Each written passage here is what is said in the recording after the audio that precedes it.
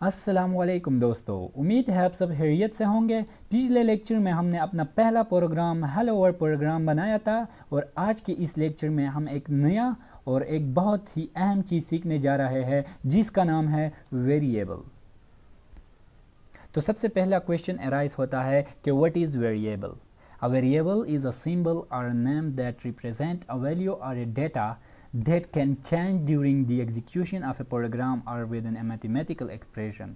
तो ये तो रही बुक की डिफिनीशन। अब मैं आपको आसान अल्फाज में समझाता हूँ। वेरिएबल हमारे साथ एक बॉक्स की तरह होता है जिसमें हम कोई भी डेटा या मालूमात महफूज कर सकते हैं। जैसे कि आप अपने मोबाइल में किसी दोस्त का नंबर महफूज करते हैं, बिल्कुल इसी तरह प्रोग्रामिंग में हम डेटा को वेरिएबल में सेव करते हैं। मैं आपको इसके साथ एक और एग्जांपल देता हूँ। जिस तरह के आप अपने पॉकेट में यानी जेब में पैसे रखते हो, पैसे स्टोर करते हो, बिल्कुल इसी तरह हम प्रोग्रामिंग में वैल्यू वेरिएबल में स्टोर करते हैं।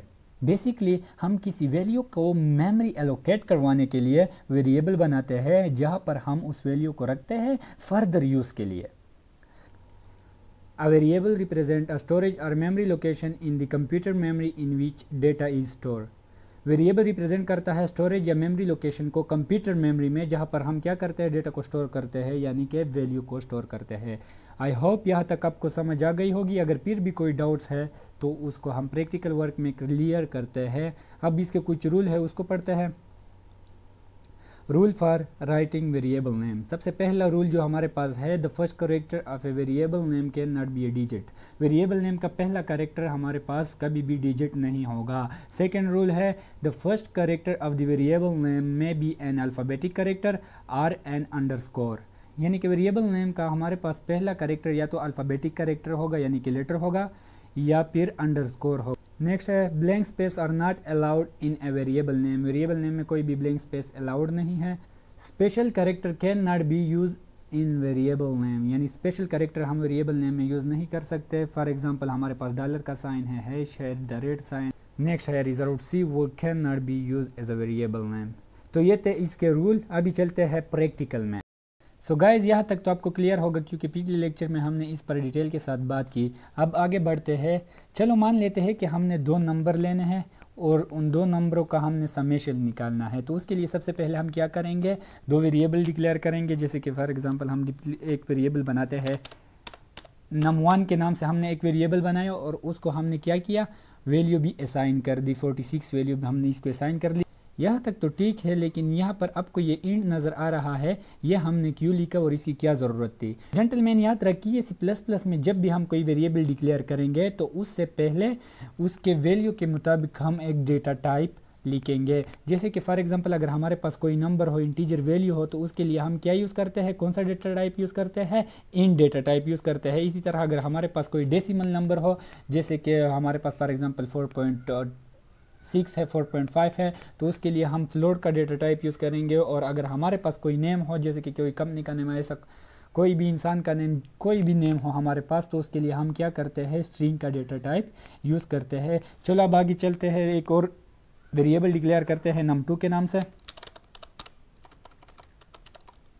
हमने एक और वेरिएबल डिक्लेयर कर दिया है num2 के नाम से और उसको वैल्यू भी असाइन कर दी है। अभी हम इन दोनों को क्या करते हैं, इन दोनों का समेशन निकालते हैं। तो उसके लिए हम क्या करेंगे, एक तीसरा वेरिएबल डिक्लेयर करेंगे सम के नाम से। अभी हमने सम के नाम से एक वेरिएबल डिक्लेयर करना है और उसमें क्या करना है, इन दोनों नंबरों को प्लस करवाना है। तो चलो करते हैं num1 प्लस num2। अभी देखो हमने तीसरा वेरिएबल भी डिक्लेयर कर दिया है। अभी इसको प्रिंट करवाने के लिए हम एक सी आउट बनाएंगे। फॉर एग्जांपल ये देखो सी आउट। अभी हमने क्या करना है, इनका सम निकालना है। तो ये सम आ गया। तो हमारा प्रोग्राम कंप्लीट हो चुका है। अब इसको क्या करते हैं, रन करते हैं और देखते हैं कि क्या हमने प्रोग्राम सही लिखा है। बिल्कुल हमारा प्रोग्राम 100% करेक्ट है। इन दोनों नंबरों का हमारे पास सम आ चुका है, यानी 46 और 54 को जब भी हम प्लस करते हैं तो हमारे पास क्या आता है, 100 आता है। तो चलो इसको और भी खूबसूरत बनाते हैं और एक मैसेज भी ऐड करते हैं। मैसेज ऐड करने के लिए हमें सी आउट में आना होगा और यहाँ पर क्या करते हैं, हम डबल कोट्स डालते हैं। और अभी फॉर एग्जांपल मैं एक मैसेज लिखता हूँ कि सम ऑफ num1 एंड num2।